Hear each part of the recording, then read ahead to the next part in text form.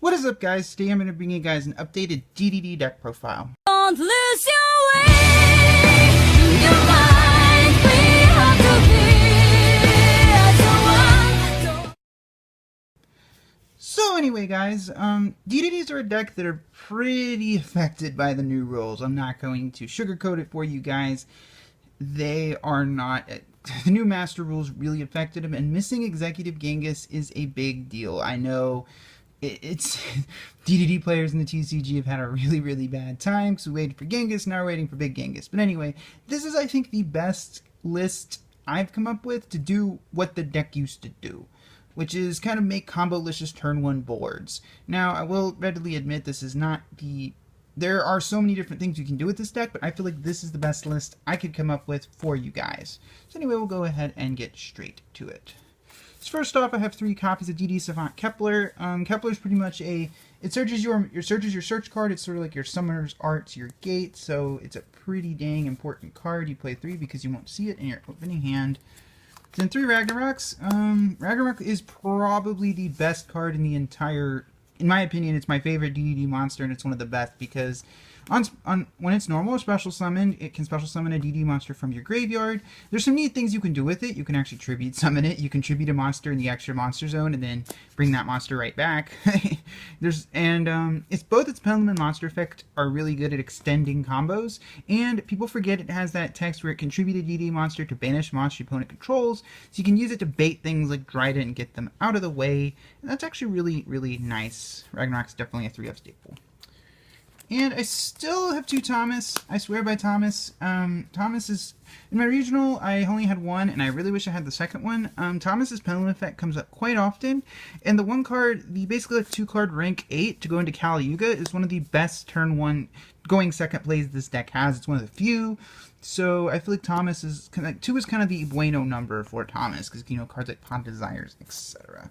In this list, I do have the 1 Orthos. I've never been a huge fan of Orthos, but Orthos is actually not a terrible card, because you can use it to pop, you can search it and use it to pop back row, while it's not that relevant, because there's not cards like Vanities running around that you absolutely have to out.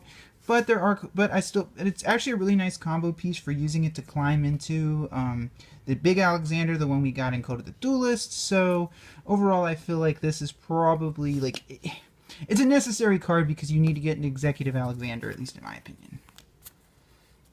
Then Copernicus has actually gone down to 2. I've heard a lot of differing opinions on this from DDD players. A lot of players don't play it at all. Some players want to, but with the restrictions on the extra deck, the Hyper Librarian combo is basically undoable now.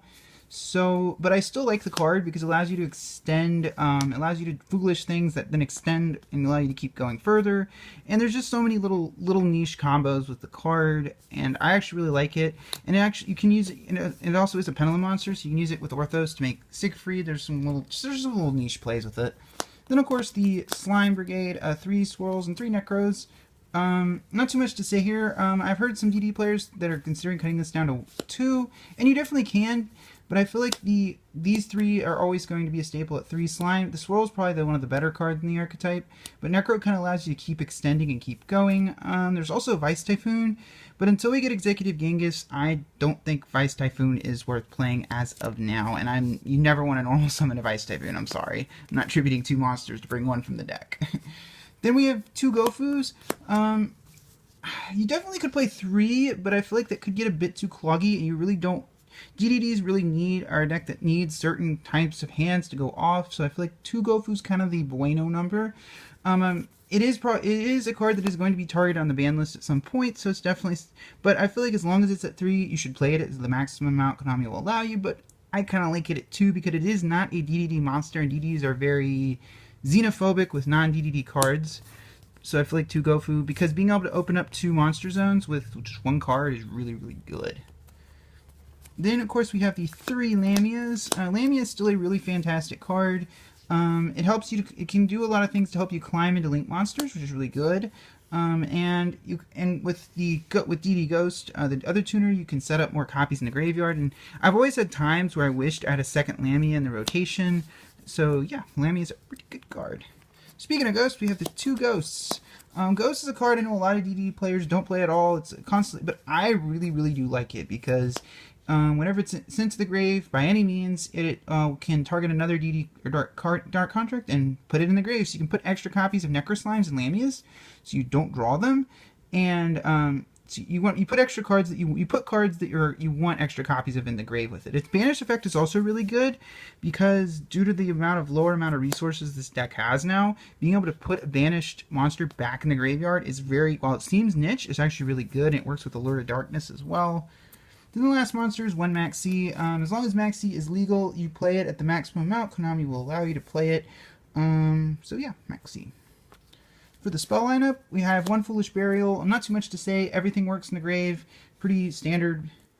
Then for the Dark Contracts, I have 3 Gate and 1 Swamp King. Swamp King is something I'm toying with the idea of bumping it to 2 because being able to fusion away a DD monster in the extra monster zone to trigger more things seems like something I might like to see more of. But for now, it's something that I definitely will consider maybe putting this up to 2 because I feel like with Link Summoning I might want to see this a little more often, but we will see. Then we have, of course, for the draw cards, we have 3 Allure Darkness, 1 Upstart, and of course the 2 Pot of Desires. Pot is a card I've heard DDD players so you play 3 of because getting it off is such a satisfying feeling in this deck because you don't care about the cards of banish and you need those extra 2 copies to work with. I've kind of found 2 to be the niche number, the good number, but it's really like 3 Desires and DDDs is pretty good, but I always like 2. Allure is a no-brainer. Everything's dark, so it's basically effectively a Pot of Greed. Upstart is Upstart. There's other draw engines I've seen people play, like the Spellbook draw engine, Into the Void, but this is the draw engine I actually kind of have liked. Then, of course, it wouldn't be a DD list without this card, which is 2 copies of Arf, though. It's always been kind of my tech for DDDs, and that really hasn't changed. It does require other pieces online be live, but the important thing to remember is if you have Oracle out, you gain the life instead of taking the damage. And Gofu tokens are level 1, so if you have Gofu and this, you can search Kepler and do some really, really nasty things. And for the only trap, I have the 1 Solemn Warning. I really wish I had more room for traps, but honestly, this might be Witch. I'm not really sure, pun intended, which one to run, but I kind of wanted to keep the trap lineup very, very minimal because I was noticing in some of my early testing is that playing too many traps tended to ruin kind of some of my turn 1 combos. You can definitely side stuff like Solemn Strike if you want, but I feel like Warning is probably one of the most powerful traps in the game right now. Now for the extra deck, of course, Link Monsters. So we have 2 Link Spiders and 1 Decode Talker. These are for the Gofu combo. When we do get Proxy Dragon, you can take these out completely and put in Proxy Dragon. That'll open up 1 extra slot. It's a flex spot. I'm considering a few other cards in. These 2 are the 2s I'm currently considering, which is Starving Venom and Supreme King Starving Venom, and this Super Doom King right here. Starving Venom can copy a DD monster's effect in the graveyard, allowing you to extend more combos. It only requires 2 Dark Pendulum monsters, and it's a contact fusion, so its summoning condition is pretty easy. Super Doom King is really good right now in the True Draco and Zodiac format we're in because it's 3,500, so Masterpiece can't beat over it, and it prevents monsters you control from being targeted by card effects. Most of the top decks right now have some form of targeting, so having this out against a lot of decks is auto win.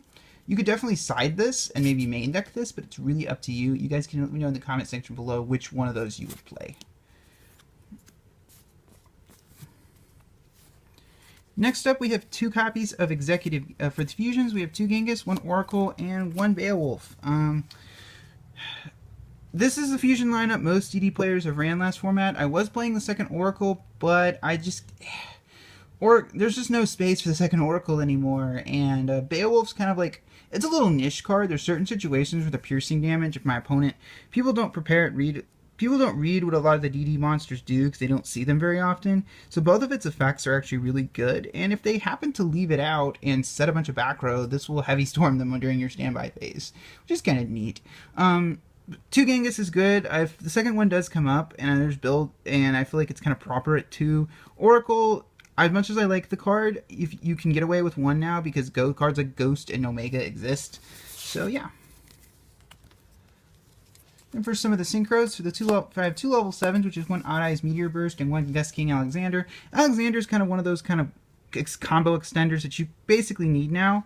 Meteor Burst is a card, every time I've tried to cut it from the extra deck, I really have missed it. Because basically, with this and a Ragnarok, the Pendulum Zone, you can make a Link 3. And there's a lot of niche situations where grabbing this with a Ragnarok and the Pendulum, or Thomas is really, really good. And I really actually do like Meteor Burst in the extra deck. Then we have, for the 8s, of course you have the Omega and the Crystal Wing. Crystal Wing is still one of the best cards in any DDD extra deck. There's no debating. Omega is pretty much the best synchro monster in the game right now because you can clear your extra monster zone, and then it will come back to the main monster zone. Really, really solid card, and being able to put back banished resources is so good. This is one of the best cards in any DDD extra deck. Same thing with Crystal Wing. Then of course we have the Siegfried. Siegfried is pretty much, it's just a quick play spell negation, and it's pretty much should be part of any ending turn 1 board you make with this deck. When it does bite the dust, it can gain 1,000 life points for the dark contracts you control, and I've had people pop it and then forget that effect while I've had multiples up, so yeah, pretty solid. And then of course, one of the new cards from Code of the Duelist is Gust King Alexander. I don't play the rank 6 because while the rank 6 is a really good card, it's just there's not the resources to actually get into it. I know, like, Link Summoning here stacks so much. But anyway, Gust King Alexander is basically sort of a supplement for what Executive Genghis does, but is a level 10 Synchro monster. And if there's 3 or more DDDs monsters on the field, it gains 3,000 attack. So you get a 6,000 attack monster if you have 2 others, and with this deck, that is absolutely an easy summoning condition to fulfill. And if another DD monster is normal or special summoned, you can target one DD monster in the graveyard and special summon it. That is really, really anything that allows you to keep it going with this deck is really, really good.